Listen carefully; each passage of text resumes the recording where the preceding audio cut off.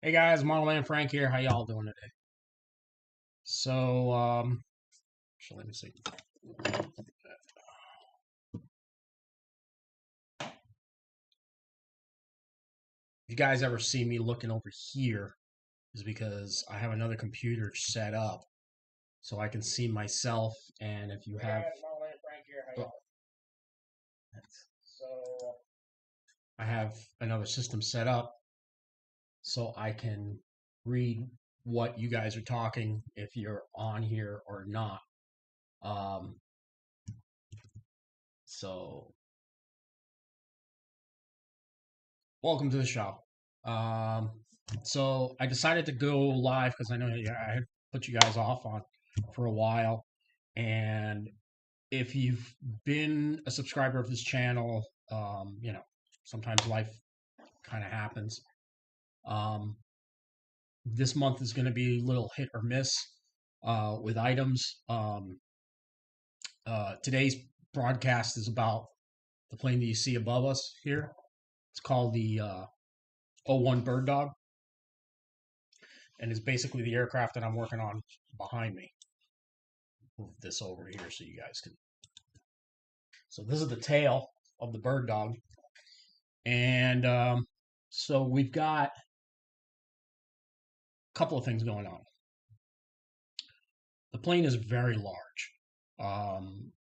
The reason I have other projects that I'm working on. I'm working on another airplane, and then there's probably another project that's going to start, and then I have my flying time and all the other things and I work on other airplanes at the same time. So you always see a video coming out. I try to put out one video of the builds going on once a day.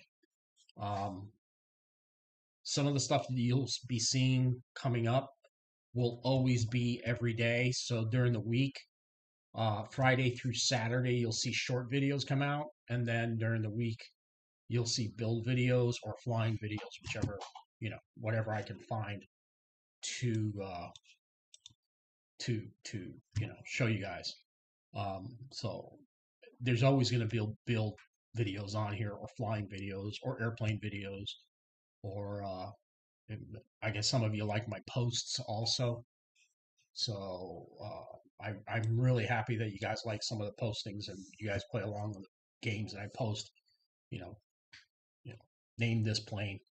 One of the airplanes that I did put out that was how you doing, Rob? One of the planes I did post out is a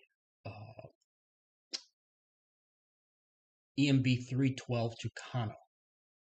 That aircraft is visiting the airport, and they're going to be here for another week or so. They're from a company called Valkyrie, and they are using first generation Tucanos to do work. Really have no idea what they're doing.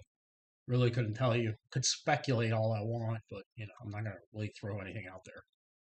It's not a channel for speculations. But they're out there doing some work out in the bombing range. And if you're in the area, in the Highlands County area, if you go on Flight Radar 24, you can click on their aircraft right over, if you know where the Avon Park bombing range. If you click on a little airplane there, going over, you'll see it actually going around in circles, and they're using different camera angles to do support, kind of like testing and things like that with those cameras. So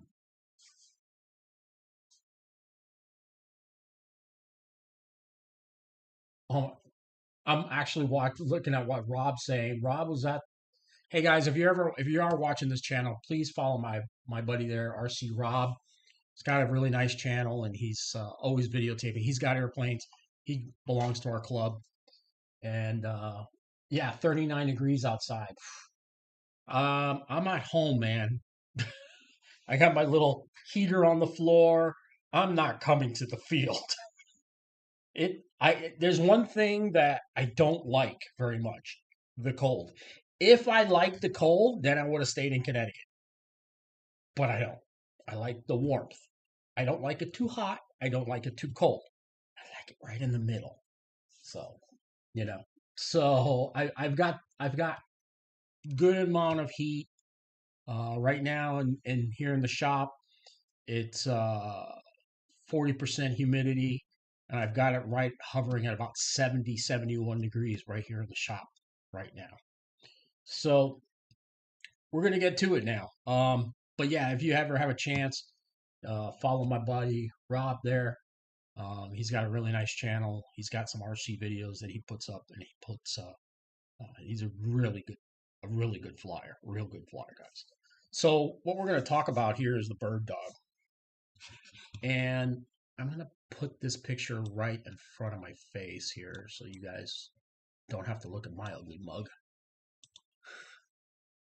So as you can see, this is a picture of the evolution of the bird dog, and this aircraft has had a very interesting evolution. The first aircraft that actually came out was actually the Grasshopper, which was the Piper Cub, militarized version of the Piper Cub. It was an L4. That was their military designation for the Piper Cub, and then it served with the military. There were, man, there were I think close to like 40,000 of them built.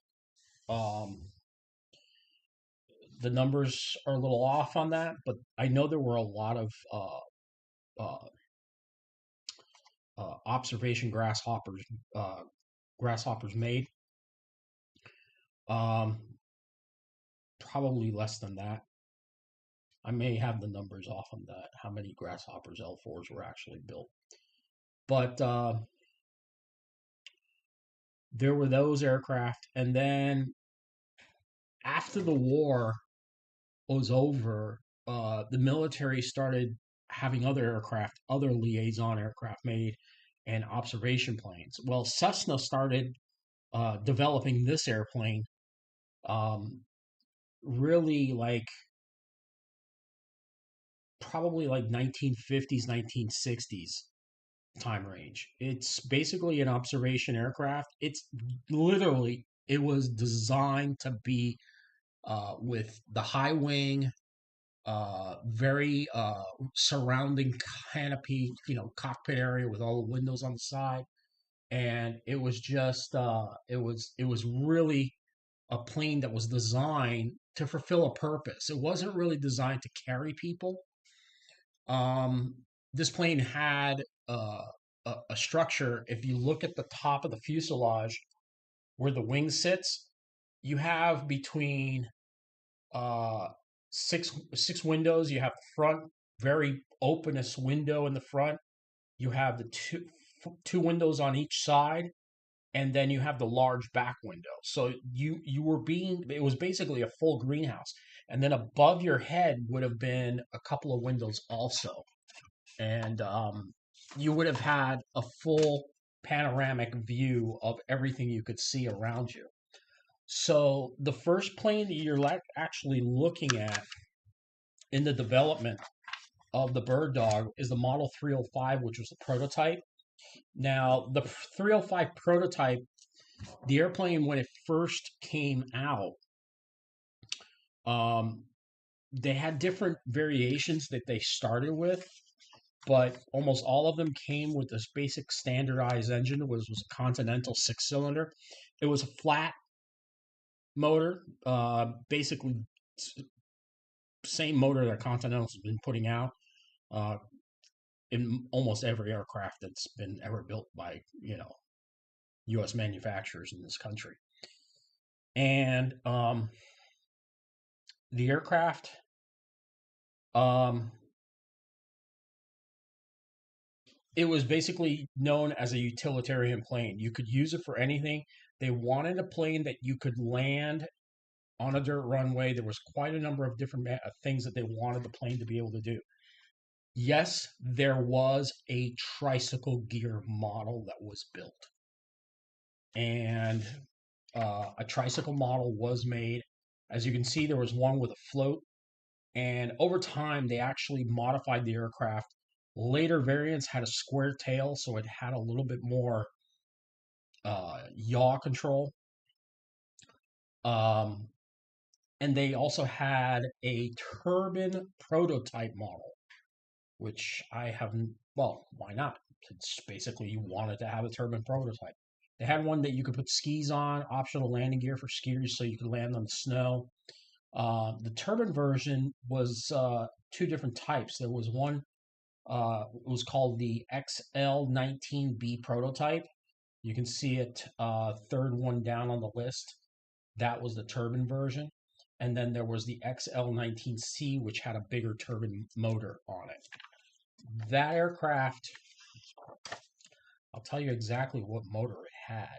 What was interesting about this airplane is that you could do it basically a jack of all trades type of plane.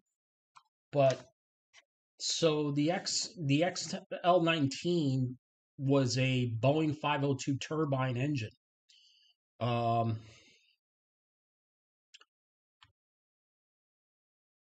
It produced a 210 horsepower for takeoff.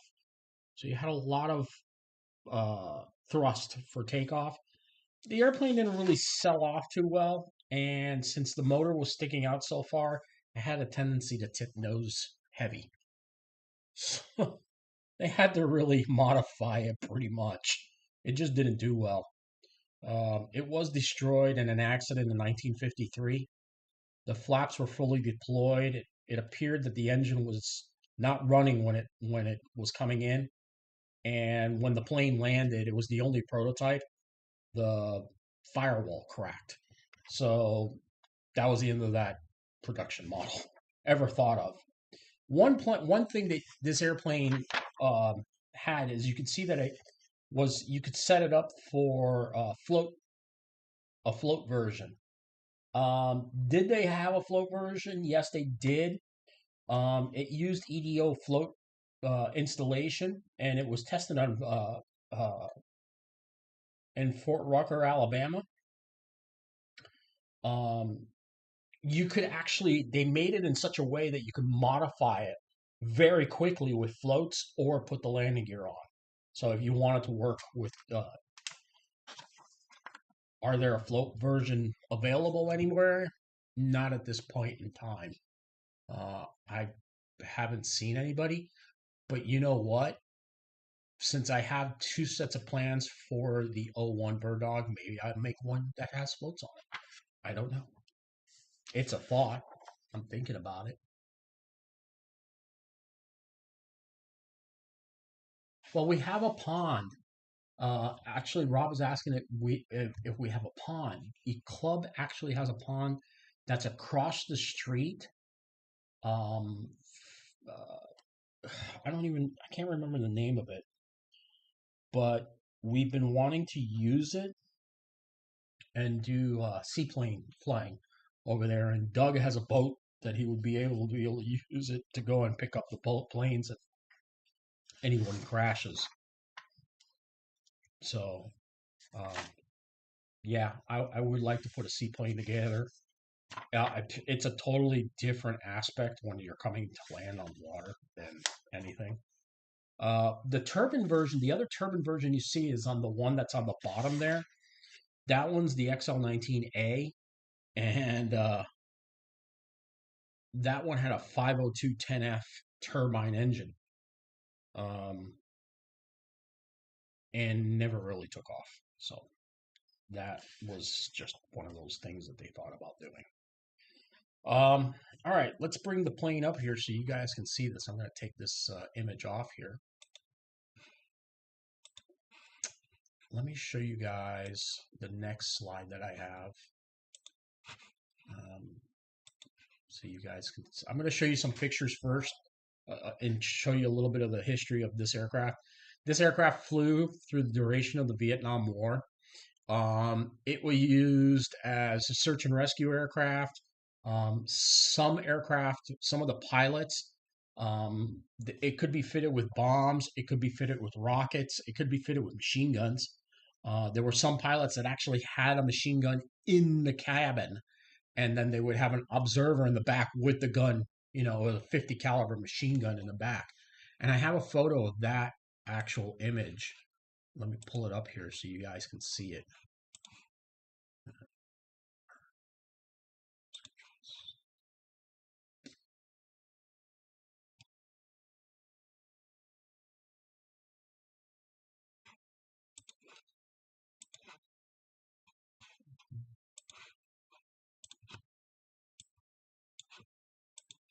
So you can see that he had it set up. Basically, he took the window behind him out, and he had this 50 caliber machine gun in the back. And then he would have, I guess, the guy that's touching the machine gun. He's the pilot, and then the other guy is, I guess, his observer.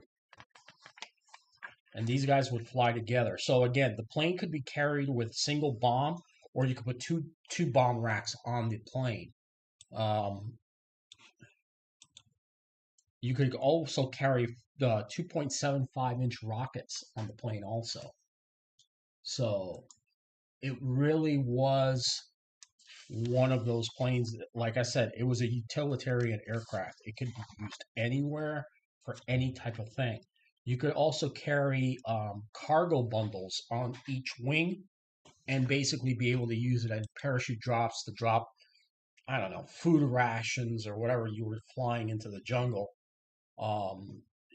Air Force would use them. The Navy used them.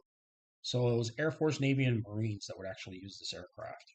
Plane didn't go very fast, but it was a good all around utilitarian aircraft.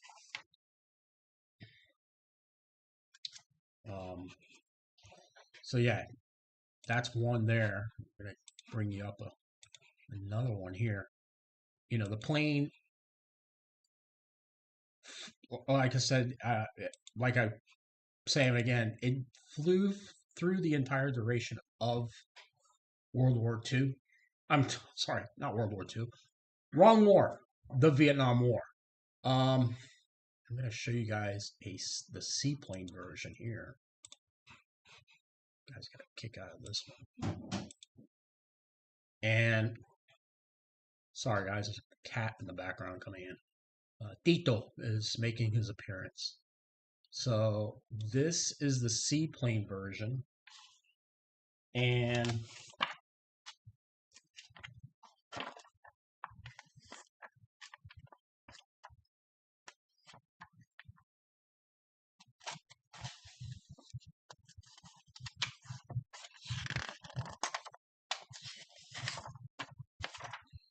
trying to tell you guys where the seaplane version. I have a picture of it here. Man, where page 16. Look at that, it tells me the page right there. So the seaplane version was an L-19A. Designation term was used with the EDO floats at Lake Thiokol, Fort Rucker, Alabama. The floats, which were sometimes equipped with wheels for beaching, the aircraft could be installed in place for the conventional landing gear within a few hours.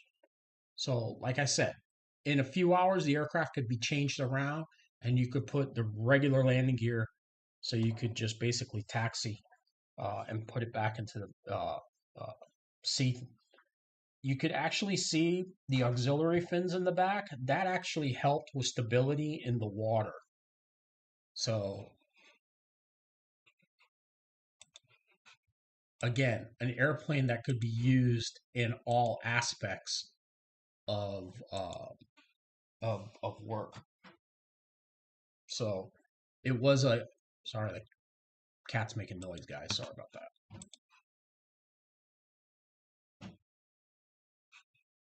So during the fall of Saigon, a lot of these airplanes were turned over to the Vietnamese Air Force. The Vietnamese Air Force flew multiple missions, search and rescue. They would just basically do map of the earth type flights where they would fly close to the ground. And The South Vietnamese used the aircraft extensively also to bomb the North, like go after ground targets that were along the Ho Chi Minh Trail. So the fall of Saigon comes in 1974, and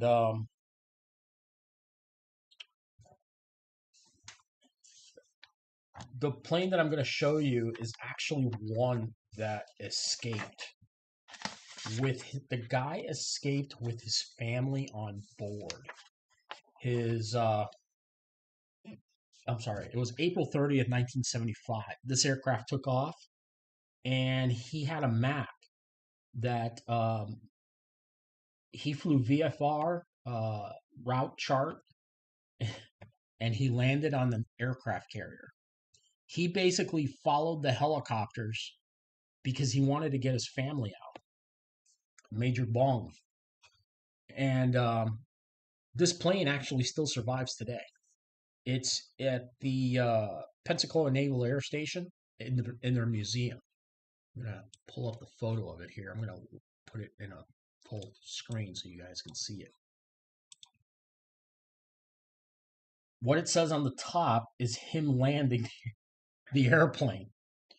I'm going to just read the story of this whole ordeal that happened. So, on the island of Kon Sung, off the coast of South Vietnam, Vietnamese Air Force Major Bong and his wife and 5 children waited for dawn when they would board the tiny O-1A that would take them to freedom.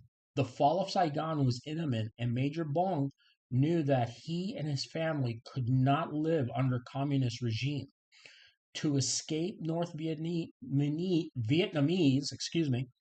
he had formulated a desperate plan to put as much fuel into the tanks as his O-1A as he could and fly from Kon Son Island out over South China Sea in search of American aircraft carriers.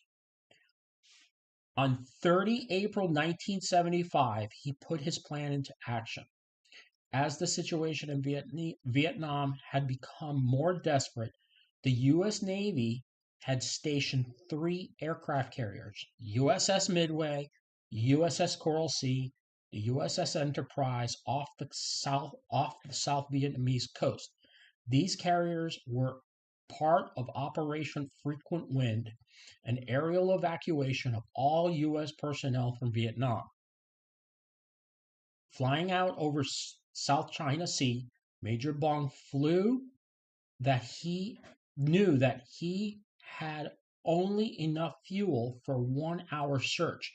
If he did not find a carrier before his fuel was exhausted, he would have to ditch in the sea. Good fortune, however, was riding with them, and he soon spotted the carrier Midway. Circling the ship, he wrote a note on a navigation chart and threw it to the deck below. He had explained his fuel situation and requested the crew move the helicopters that crowded the deck so that he could make the landing on the runway on the deck of the Midway. Crews quickly cleared the deck of as many of the evacuation helicopters as possible.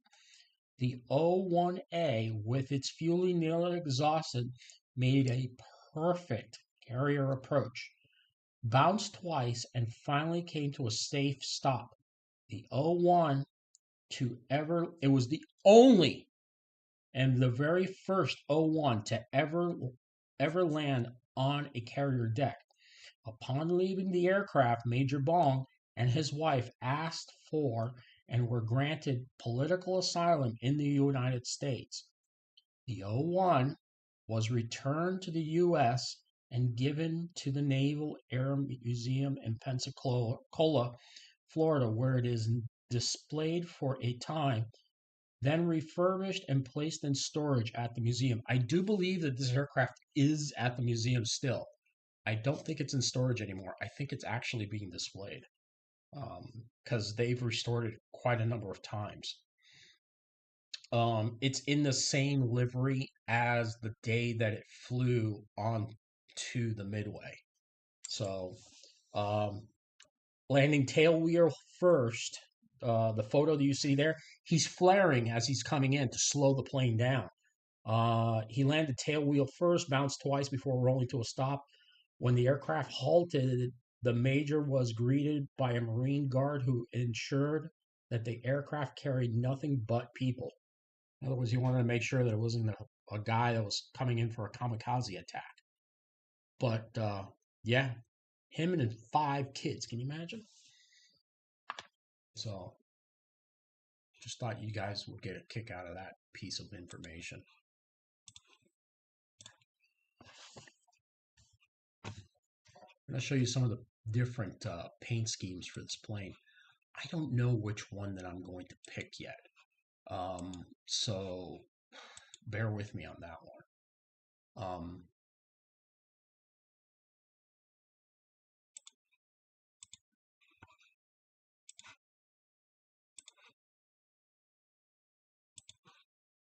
I'm actually bringing it up here on the computer. I'm going to bring up both photos so you guys can see.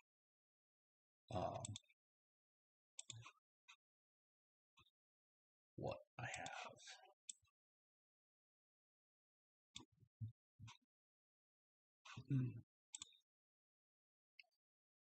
I like the orange one just because it's something different. And I have orange cone orange coloring. I just think it'd be kind of neat. Excuse me. Had lunch dinner before doing the broadcast. I just think that would be a really neat color to do. I could do it the same way. It's an army bird.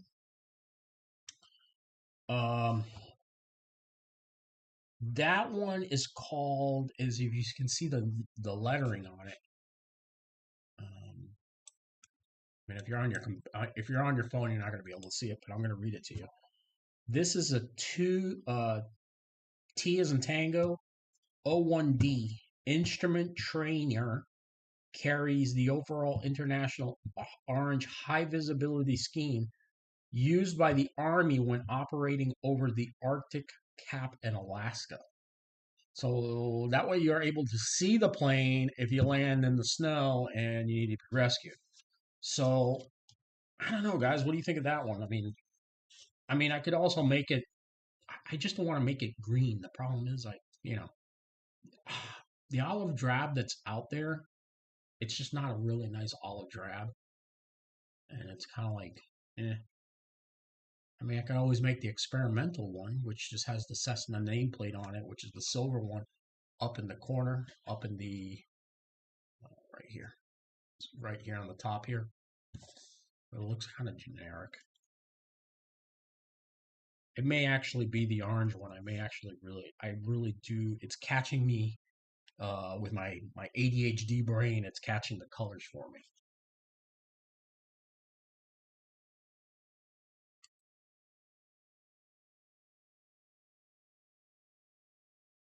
Where did I find the book?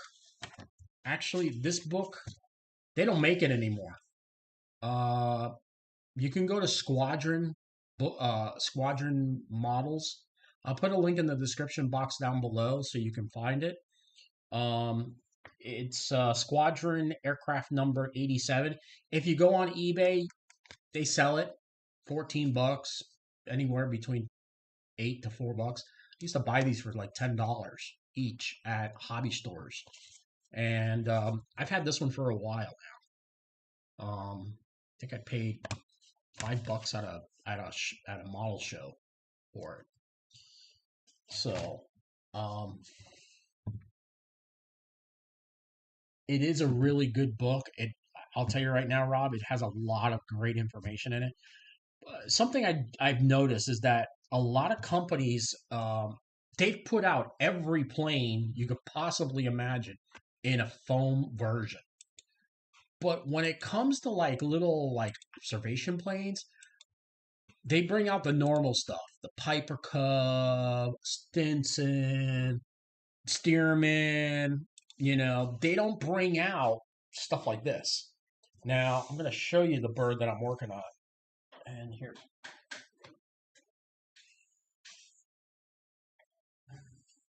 takes up the whole table. Camera's just not big enough and doesn't do it justice. This is the plane here.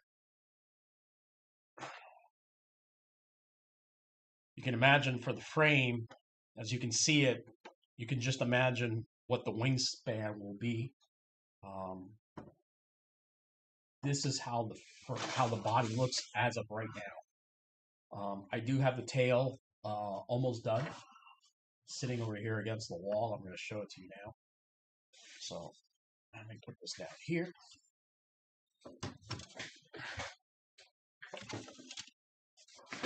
This is the tail, which can pretty much block my face out.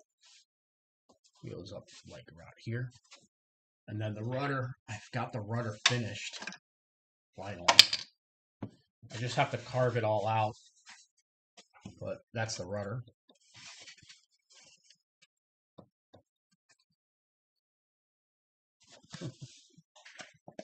I just got to carve this part on the top here, sand it out, and then that's how the rudder looks. This plane is going to be electric. I think I can power it with a 6-cell or a 4S or a 5. I think a 5S will probably work best with it. I think really a 6 would even work better. It would help with the weight and balance of the plane. The cabin comes with a door.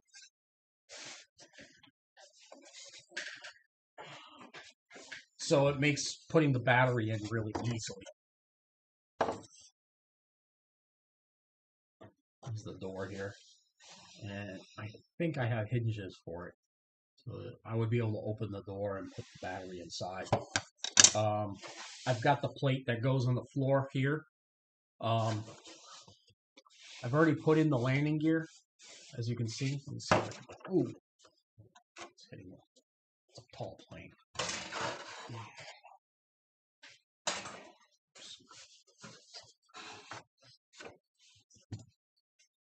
So, big thing was on this plane is that it doesn't come with the landing gear.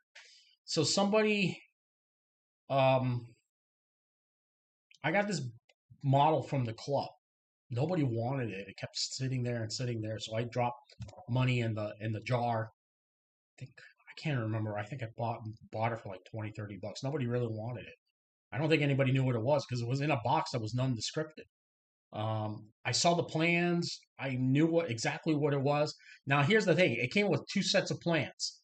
It came with one set for a smaller plane and then its own set for a bigger plane. And this was the bigger plane. And this was the kit that it came with. But it didn't come with a landing gear. This landing gear is from another plane. So I had to figure out what type of landing gear system. I just kind of figured it out just by whatever. I do need to get pegs for it so I can put the wheels on it. Now, something really important. Making sure it doesn't hit my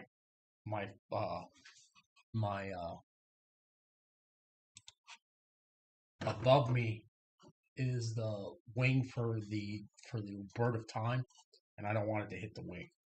So the landing gear is not bolted together. It's actually sitting on 2 pegs that are fused into the fuselage. There's a guy he's in Canada, and he's got one also, and his name is Jeff. Jeff, are you here? Are you on the page? I'll put a link in the description box below. You need to go to follow his channel. Get his information for y'all. Oops. Really solid type. He's got a great channel. If you're into following, uh, uh, putting together aircraft, he's got a channel where he's actually uh, building his own aircraft, and it's called Jeff in the Pit, and it's you're gonna find his channel is really really good. He's right now restoring a Mustang that's just phenomenal. I mean, the detail is just unbelievable. The way that he's got the motor cowling comes off, it's got a gas motor. Rob, you got to follow his channel. You got to follow his channel. I mean, if you think building stuff like this is really cool, you got to watch his channel. He's got a Mustang that it's a beautiful Mustang. I guess it was his dad's Mustang, if I'm getting the story correctly, and he's restoring it. It's an RC Mustang with a gas motor in it. The whole cowling comes off just like like a real Mustang would. And then the motor, I guess, is sitting upside down or right side up. I think it was right side up that I saw it. But again, I will put a link in the description box for his channel down below, along with Rob, who's on the podcast right now. Follow both guys.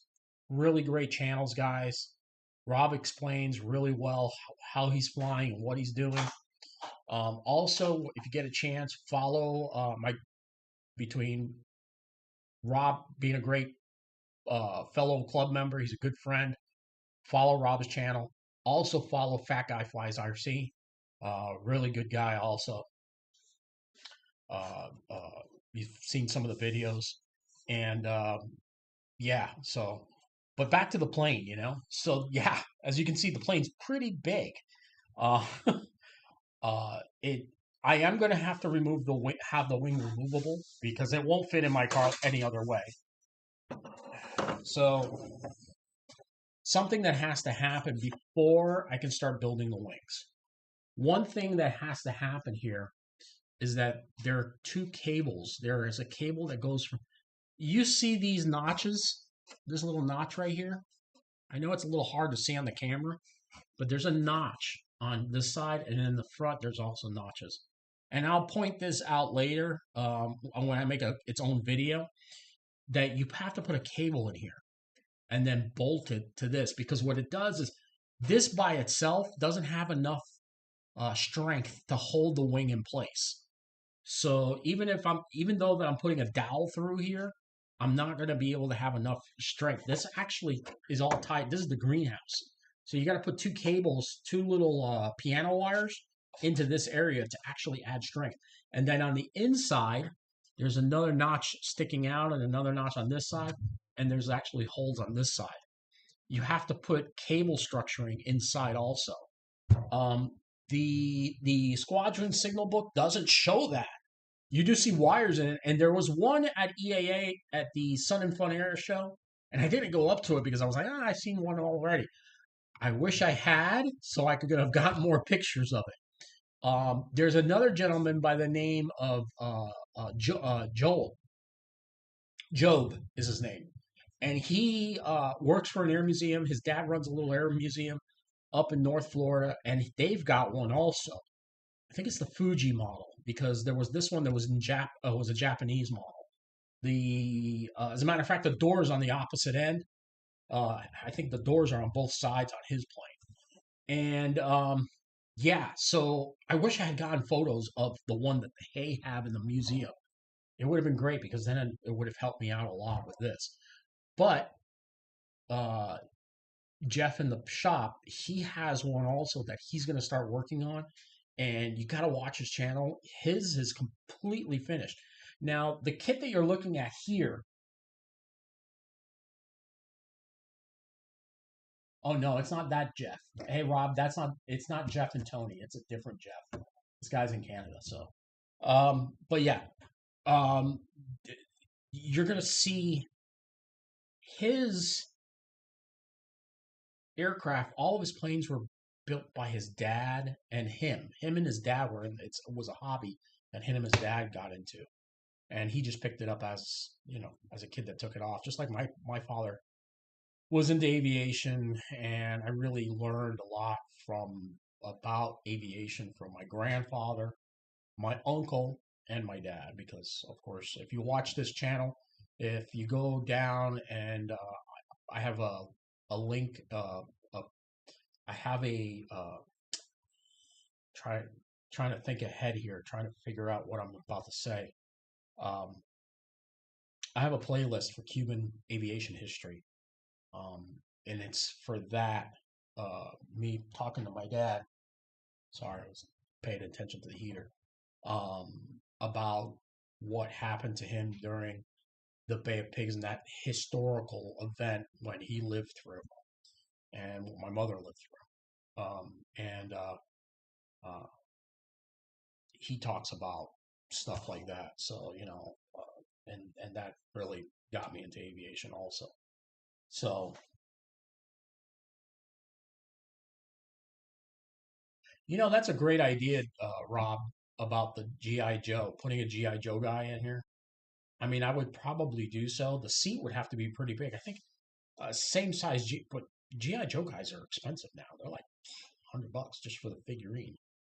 Um, I think I could probably find one. Maybe I could even 3D print one. Maybe Jerry could 3D print me a figurine to actually put in there.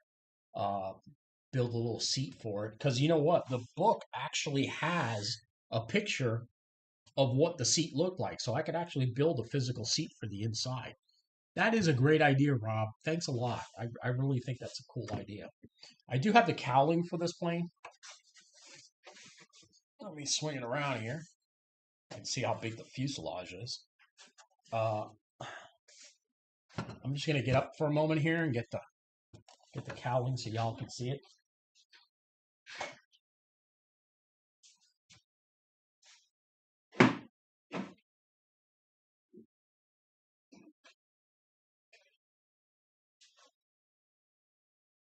This is the cowling. I gotta cut it out.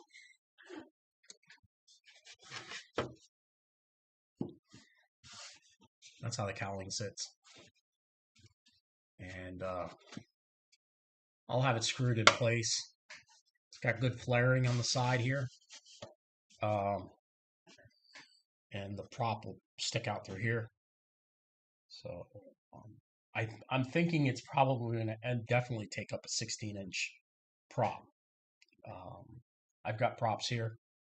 So this is not my only big bird that I have. I also have an airplane called the EAA Vipe.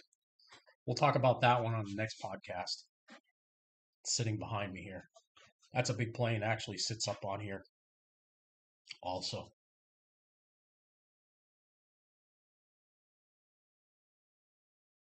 So the fiberglass, I'm going to put this down below here.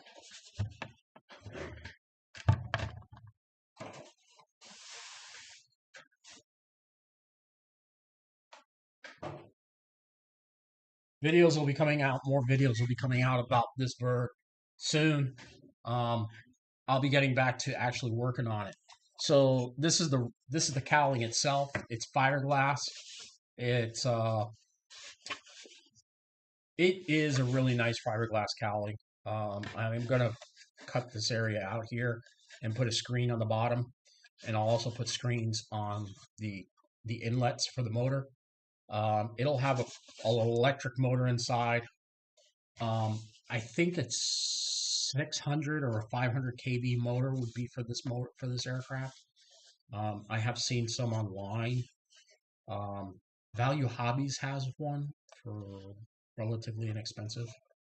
Um, Electric motors have just gotten a lot cheaper now, and they're getting better and better. And I would go gas, but gas motors are expensive. They're really expensive now. I remember back in a while ago, you could get an OS engine for like $50. Now, that's if you're lucky if you'll find one. But yeah, I gotta get this. But yeah, I think orange would look really cool. Because so it's the cowling would be orange, the whole frame would be orange, and then the top here portion would be actually black. Yeah, it is really nice. It is a really nice cowling. I think they actually this is a from what I've been told that this is the factory cowling that it came with.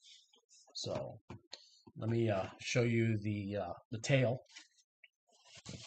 So the rudder is basically it's a kit in itself. It's so you've got the front leading edge of the tail of the rudder itself, and then it's ribbed, different ribs inside. This is one of the you can actually see the rib structure, and then this is the backbone of the rudder, and then the tail is the same way. Okay, this is two solid blocks of wood here, so this has to be sanded and sculpted to fit it. Like not like the smaller one.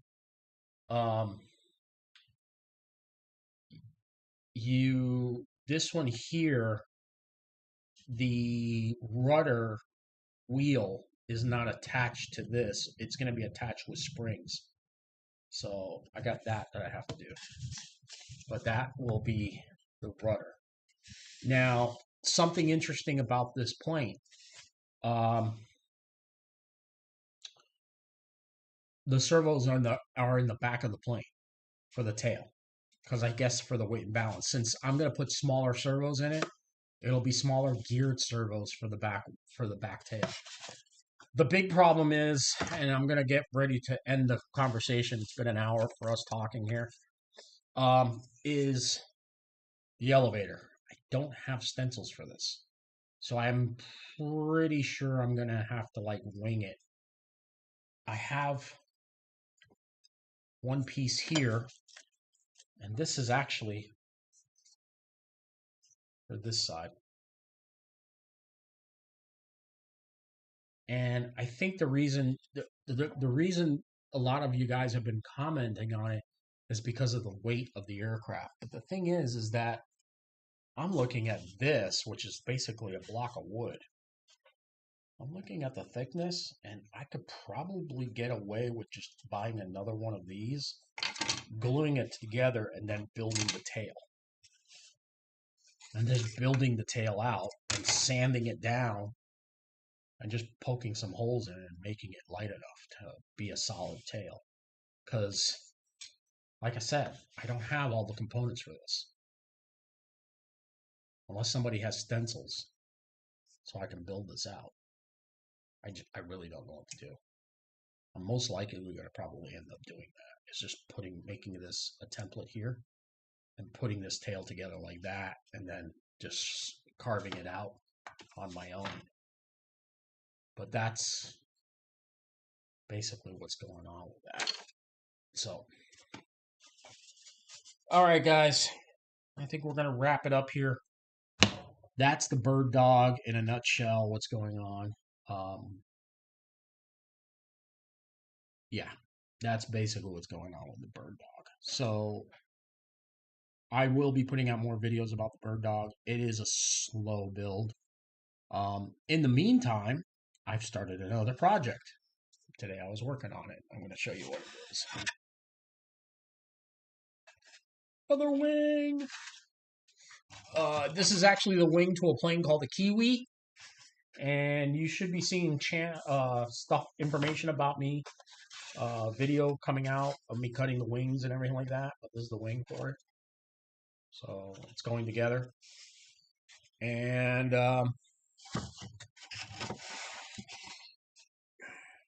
yeah. It's just a basic pylon racer type of airplane. So do I own a 3D printer? Yes, I do. It's behind me now. I do own a 3D printer, but it has its limitations. So it doesn't really. I can print small little parts for it. Could I 3D print the tail? I don't think it would really bring in too much information on. It won't bring.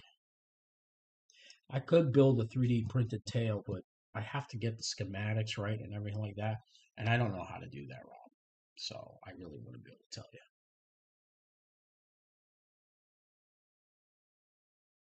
I won't be putting $100 servos for this plane. Absolutely not. No. I can put smaller servos. The Metal Gear servos, I've seen them as low as priced for 4 servos for 17, 20 bucks. Um, the little Emax servos, I see them for as low as $30. I mean, if you get high grade ones, then that's about 50 or 60 bucks. But I'm not gonna get high grade stuff. So, um, so we're gonna talk. The next video won't be coming out until maybe probably the end of the month. We'll do another live session within the next month or so. Um, it won't be. It'll probably be before the end of this month or into next month. Probably the first week of next month. I don't know, but within the next 2 or 3 weeks. Next 2 weeks, guys, we'll do another live. I got to pick a subject that we can talk about. Could be about any one of these airplanes out here, but it was a lot of fun, and I like doing this, and I hope to be able to do this a little bit more often. But again, it'll only be every 2 months. Every month or so, we'll have 1 or 2 live sessions like this. So I'm glad you guys. I would do it every Friday, but I couldn't because I used to do it every Sunday, Rob, and basically it just kind of got boring because I was doing it every single Sunday, and it takes a while to put together what I'm going to talk about. I did history talks and maybe like 5 or 6 guys. I really would like to do it like I gotta advertise a little bit more about it on the social media, and we'll bring in more people to talk about. But um, I did Friday for a reason. Saturday, I'm probably going to be busy. Um, but the next one, I think we'll do a Saturday night because it looks like more people can join. So,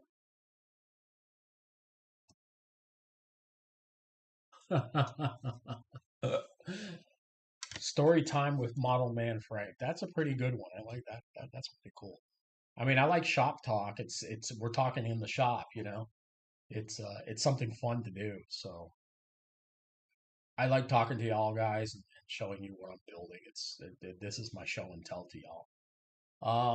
Yeah, I think the next one we'll talk about. I probably have got a pretty good idea. I'm looking at it right now. What we'll talk about next will be the GB, and I'll bring down the GB. You guys have probably already seen that video of me, you know, nose planting the GB into the ground. I won't bring down the the little blue and white one. What was it? The Taylor Craft. That one. That was sad. How that crashed. But, I mean, I got one that, but I think the GB will be the one that will bring it down because the GB can be built, can be repaired, and it will return to flight. It just won't return to flight with the big motor that it had on it. It had a huge hunking motor. I mean, the motor was like that thick. I think the motor weighed more than the plane. That's how big the motor was. So definitely not going to be big that big motor. All right, guys, we've been talking for an hour here. We're going to wrap it up here, and I am going to catch you guys on the next one. Yes, I this is just not all of them. Well, close to all. Rob. There's more behind me actually against the garage door. I got a hole. Let me see if I can turn here a little bit. Yeah, you can see some of them right behind this shoulder here, and there's some down below. So, and then I've got more that are hanging above the ceiling here. Have you seen? I mean, if you look at Greg Glass, Fat Guy Flies RC's hanger, he's got more than he's even showing on camera. So, but I'll put a link in the description box for Rob's channel. for any of you guys that are watching this on playback, and for Jeff's channel, and for Fat Guy Flies RC. Okay, guys, thank you very much for joining us tonight. Any of you that are watching and not commenting, we will catch you guys on the next one on playback. Please leave a comment below if you watch the whole video. Excuse me. And again, we'll catch you on the next shop talk. And stay tuned. I'll let you guys know when that is and what we will be talking about. All right, guys. Rob, thanks for joining. Thank you very much for coming on. And we'll catch you on the next.